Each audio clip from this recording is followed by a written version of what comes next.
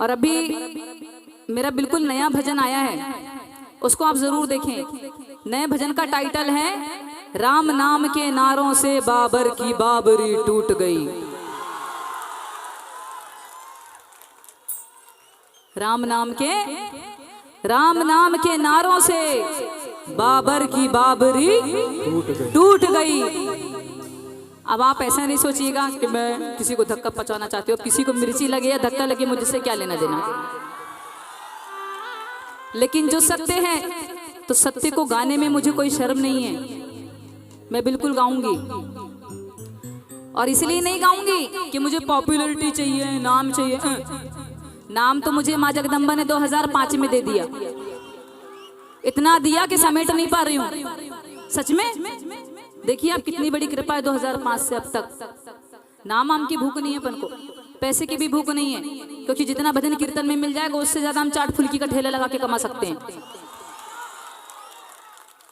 बात वो नहीं है, बात लेकिन ये है कि मैं उस दिन को नहीं भूली हूं जब हमारे 5000 साधु संतों पे गोलियां चलाई गई थी।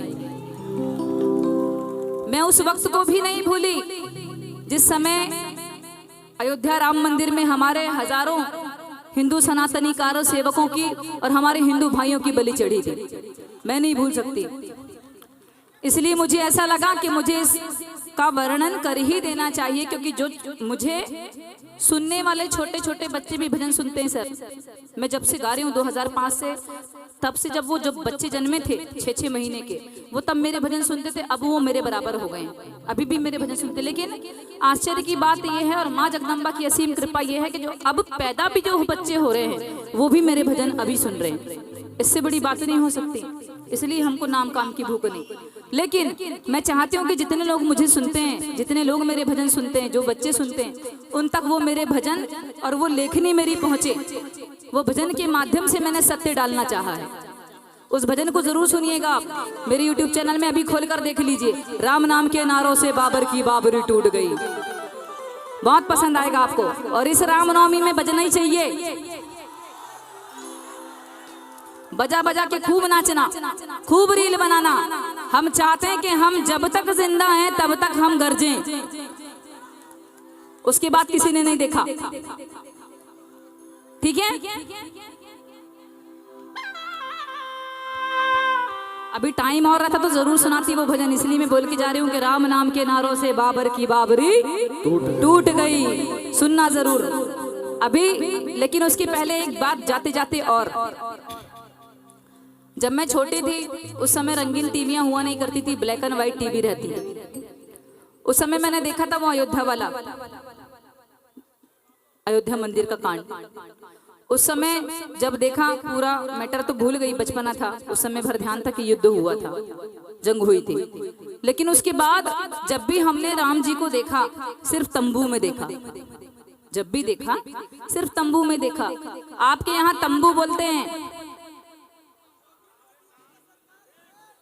ऐसा कुछ नहीं है, ये सिर्फ राम भक्तों की हुंकार है। और रही बात मोदी जी और योगी जी की, तो उनकी अपन जबरी वाली फैन है। लेकिन उससे भी बड़ी सरकार जो है वो मेरी महाकाली, महाकाल की सरकार है, मेरे श्री रामचंद्र जी की सरकार है, जो कभी गिरेगी नहीं। मैं बात धर्म की कर रही हूँ, आप इधर मत जाओ, ये राजनीति भी नहीं है, ये धार्मिक मंच है। अभी जब हमने देखा श्री रामचंद्र जी को तो तंबू में ही देखा। आपके यहाँ तंबू बोला जाता है, हमारे यहाँ डेरा बोला जाता है, हमारे उधर MP की तरफ डेरा बोला जाता है। मैंने फिर से देखा, भगवा रंग भजन हिट होने के बाद मैंने सोचा कि मैं फिर से जान लूं कि अयोध्या वाला वो मैटर क्या था।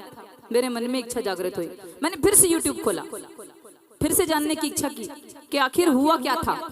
फिर पूरा जाना वीडियो देखा, अयोध्या मंदिर में ये फलाना हुआ, इतने कार सेवक बलि चढ़ गए, इतने लोग बलिदान दिए, सब कुछ देखा। उसके बाद पता नहीं अंदर से मुझे मन में हुआ इच्छा जागृत भगवा रंग के बाद कि ये अब मैं भजन लिख ही डालूं नया।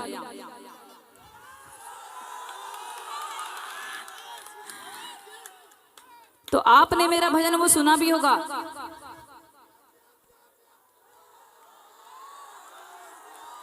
जो भजन में लिखने पे विवश हो गई वो भजन आपने YouTube में सुना होगा, ये राम लला का डेरा है। आप इस पे रामनवमी में नाचते होंगे, सुने कि नहीं सुने भजन?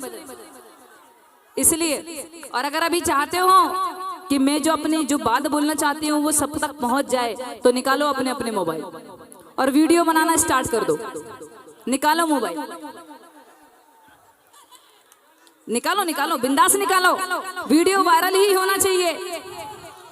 जब तक हम अपनी बात पहुंचाएंगे नहीं तो सामने वाले की दुम सीधी होगी नहीं,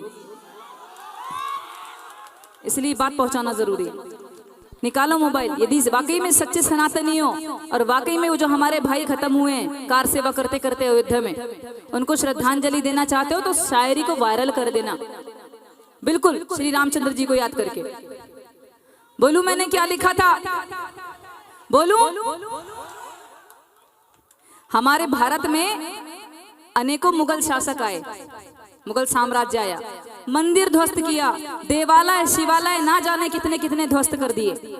और सिर्फ हिंदू समाज को धर्म नहीं, हिंदू धर्म को बस क्षति नहीं पहुंचाई, और भी अनेकों लोगों को क्षति पहुंचाई। लेकिन वास्तविकता यही है कि हिंदू देवालय शिवालय मंदिर तोड़े जा सकते हैं, लेकिन उनका अस्तित्व मिटाया नहीं जा सकता, नहीं मिटाया जा सकता। इसलिए मैं ये शायरी लिखने पर विवश हो गई, और अब जो मैंने शायरी लिखी उसको जरूर वायरल करना। बोलो के वजूद मिटा सकाना जमाना जिसके नाम का, के वजूद मिटा सकाना जमाना जिसके नाम का, और मैं भगवाधारी भक्त हूँ उसी मर्यादा पुरुषोत्तम श्री राम का। जय जय श्री राम, श्री राम, जय जय श्री राम, जय श्री राम।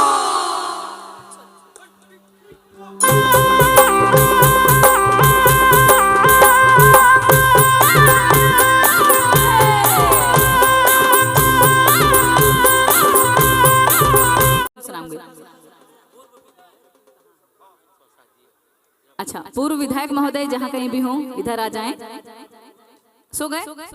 हे भगवान, कोई बात नहीं, थक गए होंगे व्यवस्था बनाते बनाते। सारा पलटन तो विधायक महोदय पे ही आता है। मनी भाई भी देना है ना। अभी आपने मेरा चैनल यूट्यूब चैनल सब्सक्राइब किया है? किसने किसने किया है?